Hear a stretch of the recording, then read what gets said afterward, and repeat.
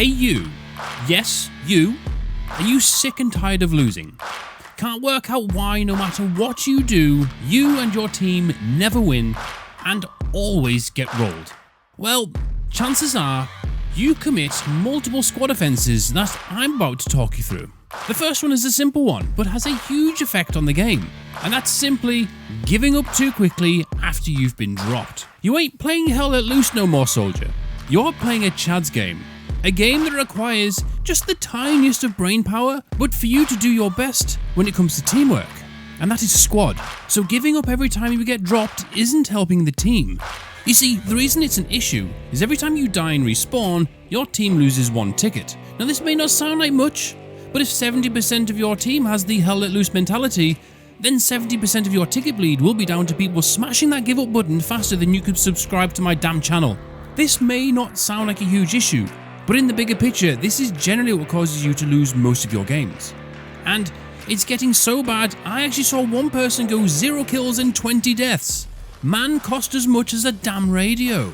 Hell Let Loose may not punish you for being shit and dying, but squad bloody well will. Oh, and if you are sick of dying, then watch this video. After watching that, you have no more excuses for sucking at squad. Anyway, back on the topic of giving up faster than Oscar Pistorius' legal team, medics have a very important role in squad by reviving people and healing them. You know, the role that also exists in Hell Let Loose but nobody uses because it doesn't matter. But literally anyone in squad can revive anyone, so long as they have a bandage. If there's someone standing over you, kindly tell them to stop teabagging you and revive you. Chances are they actually don't know you're there.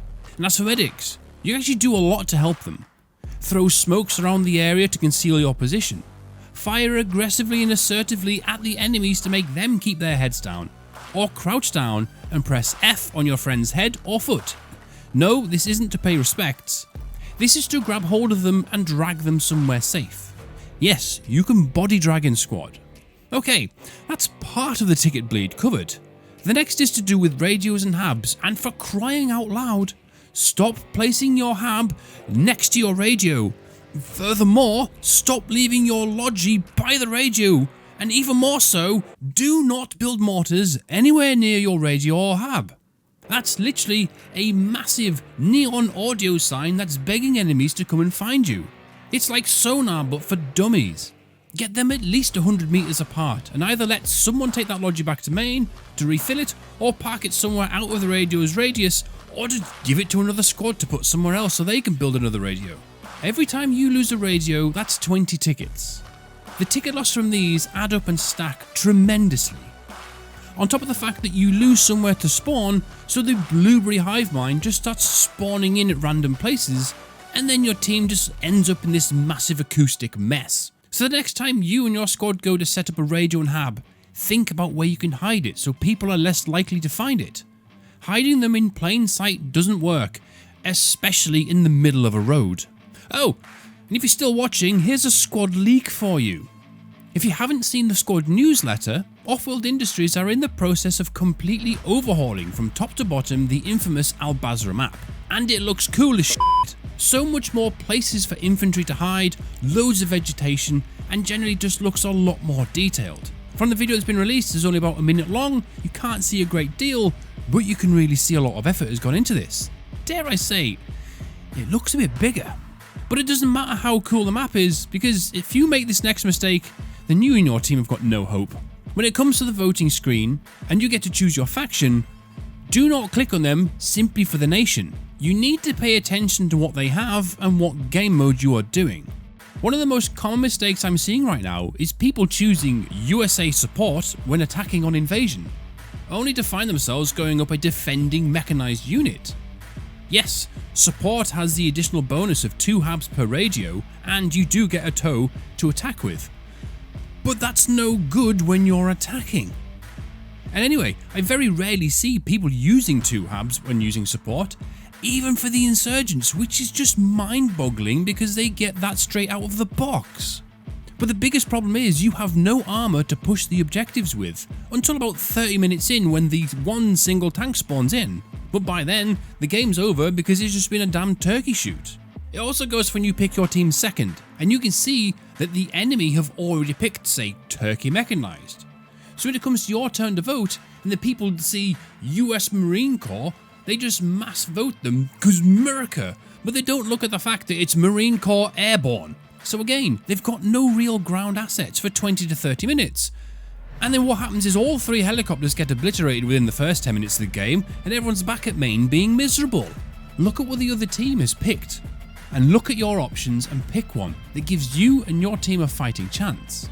All the information of what they have is readily available by pressing on that little info panel.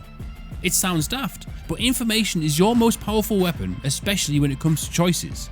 You also have to take into consideration how your team performs as well. There's no point voting armoured if all your armoured assets sat at main all last game. If that's the case, go for something like light infantry, because that will give your team access to 4 heavy AT kits and 1 extra tow per radio. Educate yourself, people. Come on. Now here's a fun one for you. If you're missing your grenade tosses and end up just bouncing them off walls and TKing everyone around you, it's probably because you're using them wrong. We all know you can throw a grenade a maximum of 50 meters in squad. If you throw them up in the air high enough, when they come down, you can turn it into a little airburst. But if you want to be more precise, you actually have the ability to aim your grenade. When you press and hold left click, your left arm extends. Use your thumb as your point of reference to where you want to aim your grenade. And hey presto, you can start raining them down on people more accurately, like a handheld mortar crew. I'm pretty sure you can do the same for underarm and it uses your pinky finger, but I can't remember. Another reason your team is getting their head kicked in is the fact that rallies have now become rarer and more elusive than the Titan submersible. Rallies can be used to devastating effect, especially when flanking enemies. It's an extra spawn point for you, especially useful if your hab has just gone down because now you have a chance of recovering it. Again, place these things down where you don't expect people to run or drive past, otherwise it'll get burnt faster than your pizza that you've left in the oven and you've forgotten about. Yeah, you might want to go check on that. At a cost of only 50 ammo, there's no excuse to not use rallies. Hell, insurgents get an even better perk with their rallies. Squad leaders can do what's called buddy rallying. This is when they place their rally on the map by clicking on someone else's rally and deploying it remotely. It's such an OP feature, it boils my piss that no one ever uses it. Now our penultimate point here is another huge reason why you keep losing, and it's simply down to your logistics.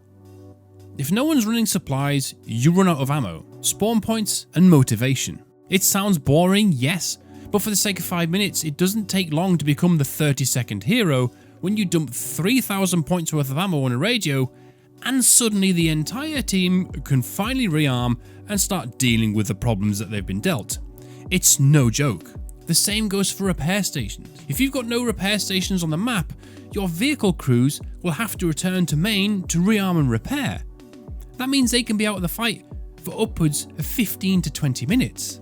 This can actually be a lot worse. Say if it's Manicougan, that's a long way to return back to main to rearm to then come back out in the field. During this downtime, you're effectively giving the enemy armor complete superiority. And finally, one of the biggest reasons why you and your team loses is what I call stage fright. This is when, under a duress situation or suppressive fire, all of the blueberries around you just hunker down in one place and stay there. This essentially just allows the enemies to push up to you pretty much unopposed. It gets even worse when it's around your hab and rally. In fact, whilst I'm mentioning this, the amount of people who spawn on a hab and then just start shooting at people whilst inside is literally just dragging the enemy towards you. You have to push outwards and stretch the enemy. If you're spread out, it's harder for the enemy to contain you. If they can't contain you, they can't overrun you. Habs can be disabled by having a specific number of people by them. You need at least 2 people at 20 meters to overrun it, and this goes all the way up to 9 people at 90 meters. So if you allow people to get too close to you, now you can see why it's a problem. Just like I mentioned before with helping medics. If you notice everyone is down and stalled out, just start throwing smoke grenades towards the enemy. Throw them as far as you can towards them, not at your feet, and try and build up a good wall of smoke. If 9 guys from your squad throws 2 smokes each, that's 18 smokes. That will give you about 60 to 90 seconds of free movement to get somewhere else, to then put the pressure on the enemy and start countering them. Also, anyone with a really crap PC will be exposed because boy oh boy do smokes use a lot of GPU power. Anyway, That concludes it from this video. If you've been guilty of at least one of these, or you've learned anything from this video, then you have to subscribe. That's the rules. Plus, it helps me on my journey to 30,000 before the end of the year. Thank you all for watching. Check out this video here to stop sucking at squad, and take care, and I'll see you in the next one. Good night.